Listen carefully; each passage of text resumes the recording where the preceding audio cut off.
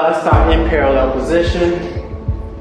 Tendu going into the feet now. Tendu 1, 2, 3, 4, 5, 6, 7, 8. Tendu and close. Tendu, close, plie. And 1, 2, 4, 5, 6, 7, 8. Tendu, close, close, and plie. Full Circle is 23 years old now, and we've likely been doing these thematic projects for at least 15 years now, and we've tackled many things: race, religion, motherhood was one of the first ones, and now we're talking about dreams. I have this shirt on, which is from 2009. We figured when we spoke about the unconscious mind, and dreams, in a sense, were a part of that. The process is iterative for us. We really sit down once a year and ruminate collectively on what we might want to do. And eventually something will gel amongst the group and we figure out who would like to choreograph and what those concepts will be.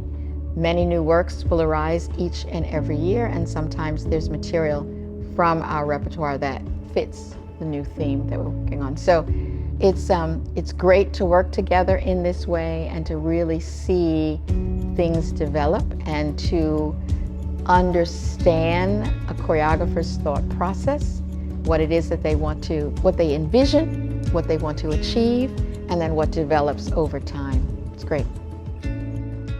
I love collaborating, and I will say it's not always an easy process, but I will say this was a very easy process. And I owe it to the dancers who made themselves vulnerable, accessible, hardworking. I mean, such dedicated dancers, such passionate dancers.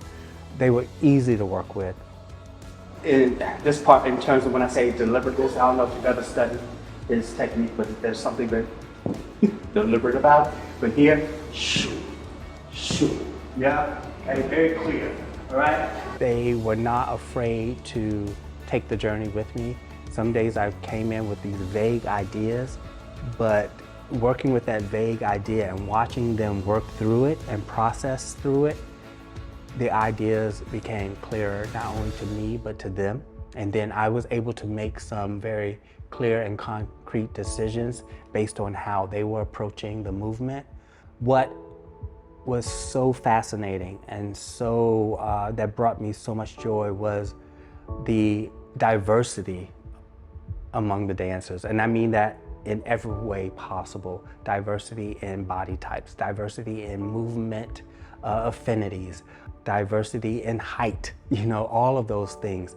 That, and I love that. I celebrate diversity. I celebrate the difference, the human differences that we have. I celebrate not only the differences, but the connections we have. Movement is movement. It's a universal language, and we all speak it, whether we are professional dancers or people who just move. We all move in some way, shape, or form. And it is a universal language that we speak. We all have body language.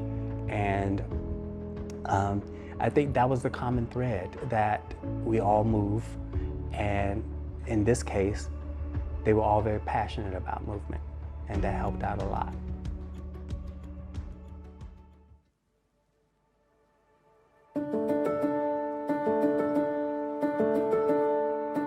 This project is pretty awesome. It's called And Still We Dream. We have a number of choreographers who have all worked with the concept of dream, and it can be many different things to many people.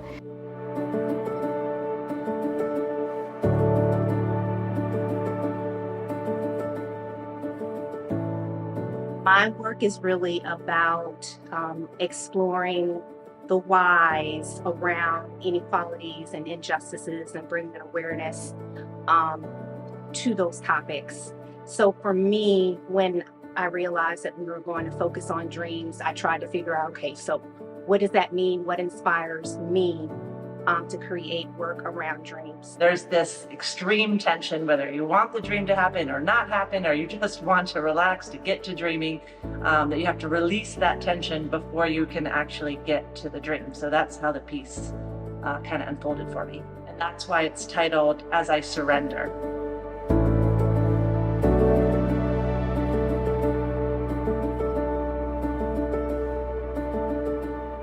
Daydreams was a piece that I created in 2008 after working in the hospital with lots of different coworkers, and working quite closely, overnight shifts and whatnot. And then one day realizing that we all knew each other at work, but really didn't know much about each other outside of work. And then that inspired the piece, which is essentially about coworkers and the secret lives they might have and hide from each other.